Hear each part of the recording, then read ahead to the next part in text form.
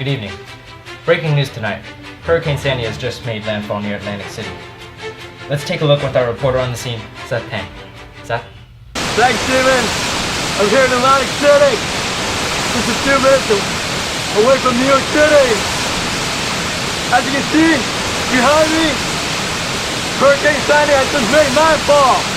We're looking at 90 miles per hour wind. One of the worst storms to ever hit Atlantic City. Main Street has been completely submerged. The water is 20 feet above sea level and rising fast. The storm is quickly gaining momentum and is only going to get worse as the day goes on. Thank you. Back to you guys. Thanks, Seth. Joining us today is an expert on hurricanes, meteorologist Michael State. Good to be here, Stephen. We haven't seen a hurricane like this since Katrina back in 2005. What can you tell us about the similarities and differences between the two? At first glance, you can see Katrina and Sandy are quite different. Katrina was classified as a Category 3 hurricane with wind speeds up to 120 miles per hour, while Sandy has been classified as a Category 1 hurricane with winds not exceeding 90 miles per hour. How do you think the geographic location has affected the devastation caused by each storm? Well, Stephen, as you know, much of New Orleans was under sea level when the levees broke, contributing to much of the destruction. Here in the Northeast, however, that issue won't factor into the overall damages. Thank you, Michael.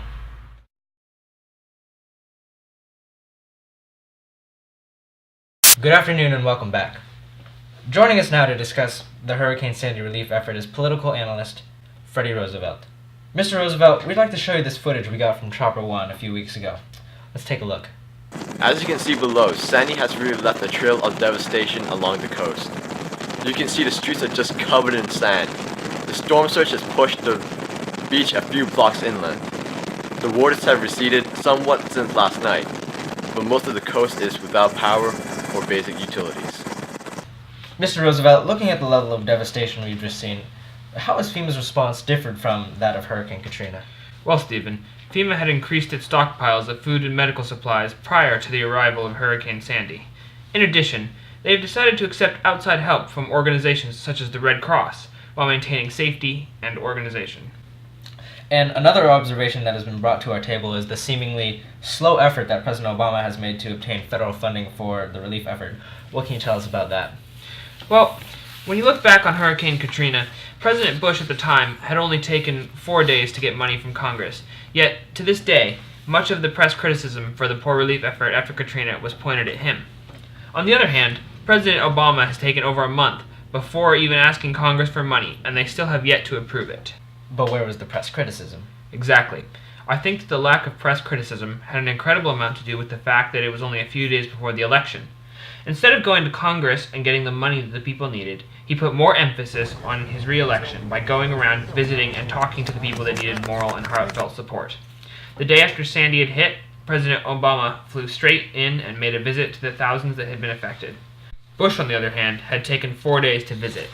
That's what the press saw. That's why President Obama wasn't so heavily criticized for his slow effort. Interesting.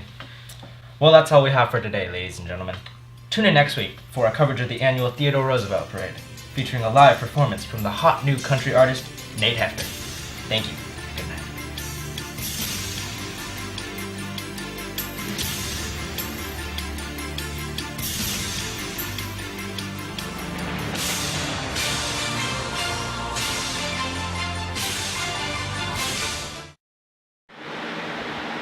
Water.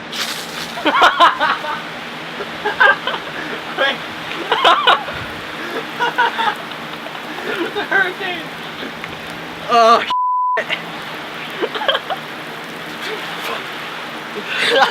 Keep going, keep going!